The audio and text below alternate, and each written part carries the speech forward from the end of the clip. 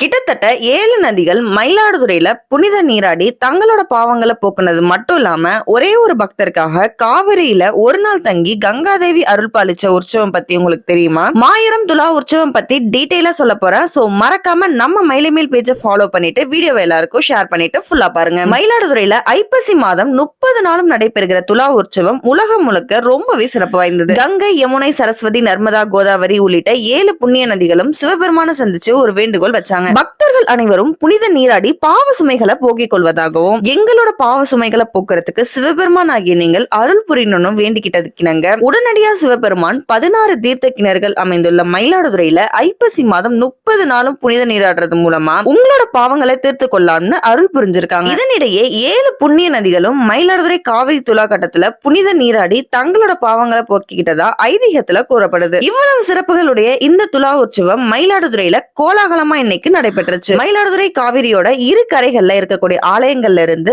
பஞ்சமூர்த்திகள் மற்றும் சுவாமி அம்பாள் வருகை தந்து தீர்த்தவாரி ரொம்பவே சிறப்பா நடைபெற்றுச்சு. தர்மபுரம் ஆதீனம், திருவாவடுதுறை ஆதீனம் உள்பட பல்லாயிரக்கணக்கான பக்தர்கள் புனித நீராடி வழிபாடும் மேற்கொண்டாங்க. கால் ஊனமுற்ற பக்தர் ஒருவர் துலா உற்சவத்துல கலந்துக்க வந்துகிட்டு இருந்த போது அவர் வருவதற்குள்ள உற்சவம் முடிஞ்சிருச்சு. இருந்தாலும் அவருடைய பக்தியில மனம் உருகிய கங்காதேவி காவிரியில ஒரு நாள் தங்கி அந்த பக்தருக்கு அருள் பாலிச்சாங்க. கால் ஊனமுற்ற பக்தருக்காக நடைபெற்ற முழுக்கு முடவன் முழுக்கு என சொல்லப்படுது. இன்னைக்கு முழுக்குல கலந்து கொள்ள முடியாத பக்தர்கள் நாளைக்கு புனித நீராடி வழிபடலாம். நம்ம ஊரு பெருமையை நம்ம தான் எடுத்து சொல்லணும். அதனால இந்த வீடியோவை முழுக்கு பத்தி தெரியாத உங்க ஃப்ரெண்ட்ஸ் அண்ட் ஃபேமிலிக்கு கண்டிப்பா ஷேர் பண்ணிடுங்க.